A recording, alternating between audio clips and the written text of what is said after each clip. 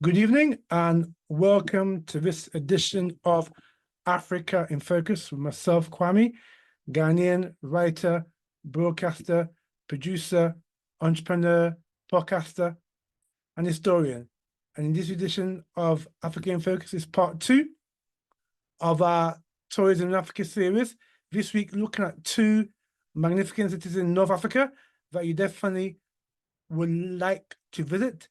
And you definitely don't want to miss out on those 2 cities. So we'll be discussing that in this week's edition of Africa in Focus. But before then, if you like what you hear, please share to your friends, your family, social media networks. Subscribe to Ghana Africa in Focus on YouTube. Hit the notification bell, meaning that every time we upload a new podcast, YouTube will notify you of that. Also, subscribe to Ghana African Focus on Spotify. Hit the follow bell, meaning that every time we upload a new podcast, Spotify will notify you. All right, so let's get into the podcast. Part 2, or continue our series, rather, of tourism in Africa. As you know, in the West, it's now the holiday season, and people are, going on holidays to the various destinations, particularly around Europe. But we here on Africa in Focus, we want you to visit the African continent because there's a lot to see and do in the second biggest continent on the planet, comprising more than 50 countries. So Africa is a huge continent with a lot of variety, culture, and history. And so we are promoting tourism on the continent. So last week, if you tuned in, we promoted Cape Town in South Africa. Cape Town is one of the most beautiful cities in Africa, or rather in the world, let alone Africa. And so this week, we're going to focus on 2 cities in North Africa that you must put on your bucket list, and also that are very, very worthwhile visits for you to see. So we've got Algiers in Algeria, and also Casablanca in Morocco. These are 2 fantastic cities in North Africa. So let's start with Algiers. So Algiers is possibly the northernmost city on the African continent. And even though Algiers has an Islamic feel to it, because Algiers was colonized by the Arabs. And so the indigenous Algerian population are Black like you and I. So the Arabs are not indigenous to Algeria, same way that white people are not indigenous to South Africa. So that's why Algiers is a more or less Islamic city as opposed to, a traditionally African city. But nonetheless, Algiers and Casablanca are still in Africa, okay? And that's what we were promoting, tourism in the African continent. So like I said, Algiers is possibly the northernmost city on the continent. And it also sits, you could say, because of that, sits also within the confines of the Mediterranean. And so, given that then, Algiers is a city that mixes history and does with Mediterranean, Islamic, and African charm. So, if you're wondering why this captivating city deserves a spot on your travel list, here's why you need to go to Algiers. So, it's got the historic Kasbah of Algiers, which is a UNESCO World Heritage Site. And this ancient Medina is a maze of narrow alleys, Ottoman palaces, and revolutionary tales. And I'll talk more about that in a minute. You've also got the Martyrs Memorial. So this is a massive memorial that towers over Algiers. And this monument honors those who fought bravely for Algiers' independence from the French, and it also offers stunning panoramic views of Algiers. Also, Notre Dame, Afrika, which is a stunning basilica perched on a cliff, blending Neo-Byzantine architecture with sweeping sea views. Also, if you're into culture and architecture, we definitely want you to go to the Haussmann-style boulevards. So Algiers is basically like an African Paris.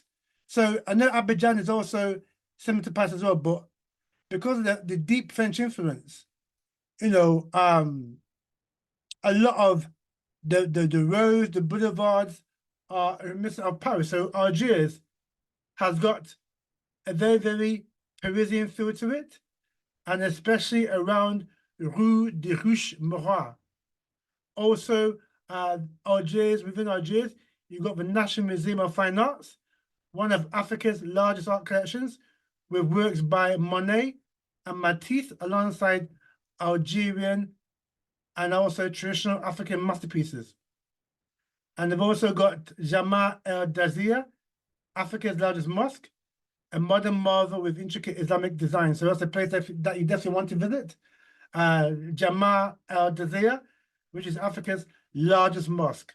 Definitely, you know, worth visiting, particularly with its intricate Islamic infused and influenced design. Now, again, if you're into nature and coastal beauty, we recommend you visit Jardin d'Elysie du Roman, which basically is basically, I think in French it translates as the Garden of Leaves or something like that. I mean, if you speak French, you probably be able to translate it better than I can. But anyway, this is a botanical garden with towering fiscus trees and colonial charm. Okay, and this, by the way, you know, played a cameo in these Tarzan, you know, makeup films. Also, Algiers offers stunning sunsets of the Mediterranean, but because like I said, it's in the northernmost part of Africa, and you can see the Mediterranean, you know, from a distance from the coast of Algiers. Now,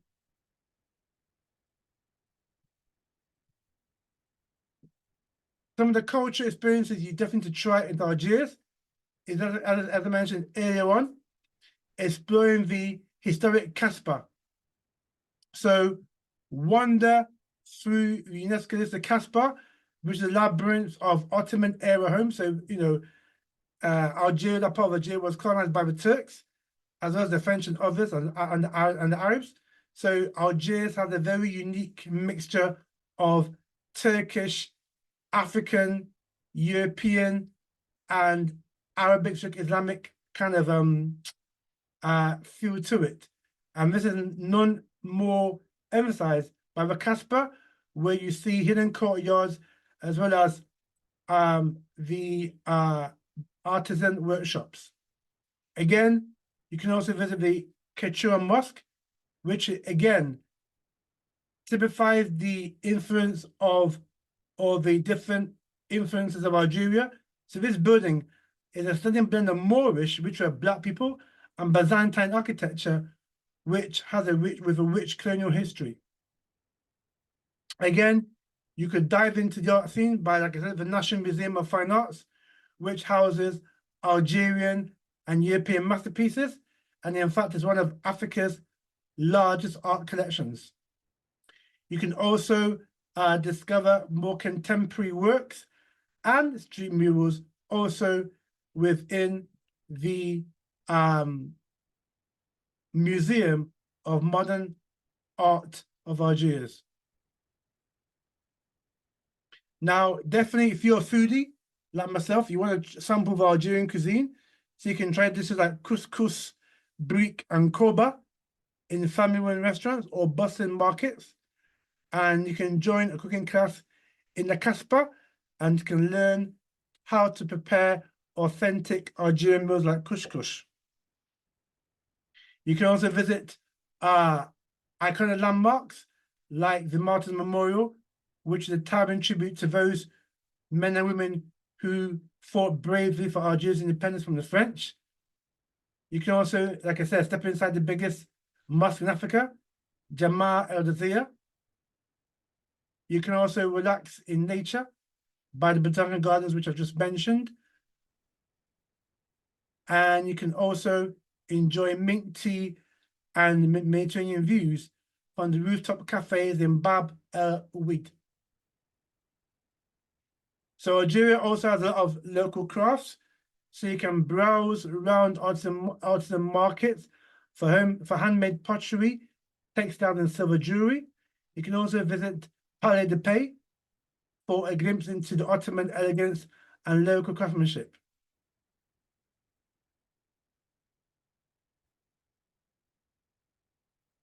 So if you are into your music and vibe and that kind of scene, there's also a few night spots where you can go, because now Algeria has also a vibe, or Algiers rather, has also a vibrant nightlife, which is a blend of laid-back elegance, live music, and Mediterranean stroke African charm. So live music lounges include 1001 Nuit at the Sheraton Club, the P, which offers a chic lounge vibe with live bands playing everything from Algerian classics to international hits. You got the Pasha nightclub in El Merou, which is a popular spot for dancing and DJ sets with a lively crowd and upbeat atmosphere.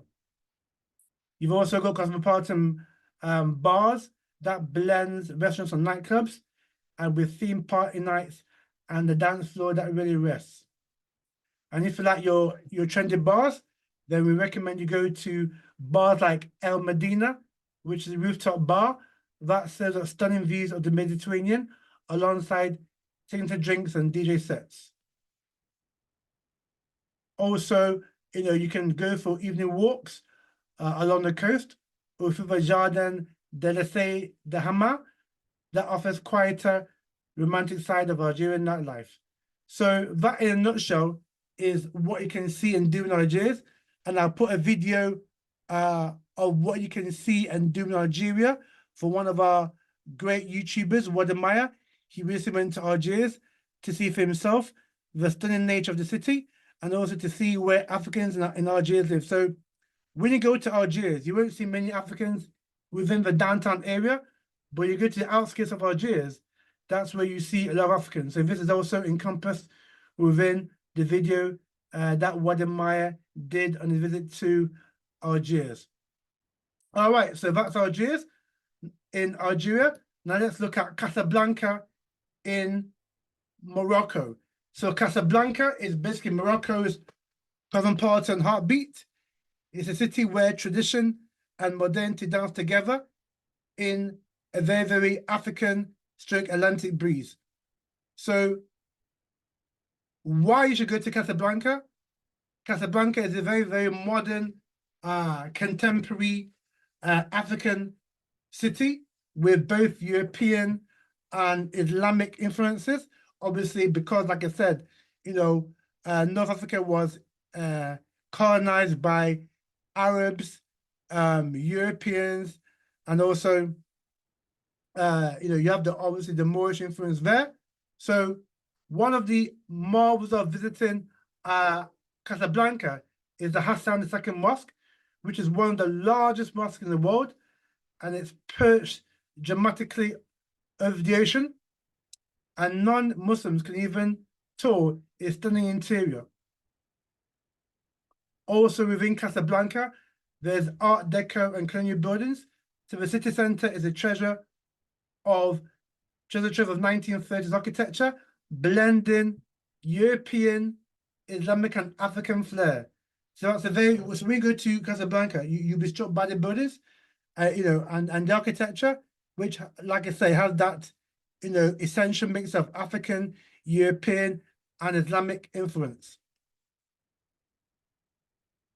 Also, there's a coastal vibe. So there's the Endaib Corniche, which is a lively seaside promenade that's lined with cafes, clubs, and beaches, and is very perfect for sunset walks or jet skiing. Casablanca is also famous for beach culture. So you can go to Casablanca and, there's many beaches on the coast that offer everything from diving, scuba diving, to even boating. All right. So again, when you visit Casablanca, you need to go to the Moroccan Mall, which is one of Africa's largest shopping centers, which combines African goods with luxury brands, with also local Moroccan crafts. There's also the Habouch Quarter, which is a charming district of Casablanca that is a mix of traditional markets and artisan shops, ideal for authentic souvenirs. So if you want to get an authentic souvenir from Casablanca, Morocco to bring back with you, then I definitely would advise you visit the Haboush Quarter that offers, artisan shops which feature authentic Moroccan stroke African souvenirs. Now, if you're into a nightlife, then I definitely recommend you visit Rick's Cafe, which was part of the film Casablanca, and also it plays like jazz music and also got a Moroccan vibe to it. And also there's festivals from Casablanca to Le Boulevard. So the city, is a mix with music and art festivals throughout the year. So if you go to Casablanca about this time, you probably bump into one of those music and art festivals that take place throughout the year in Casablanca. Again, if you're a foodie as well, Casablanca is definitely a place to be.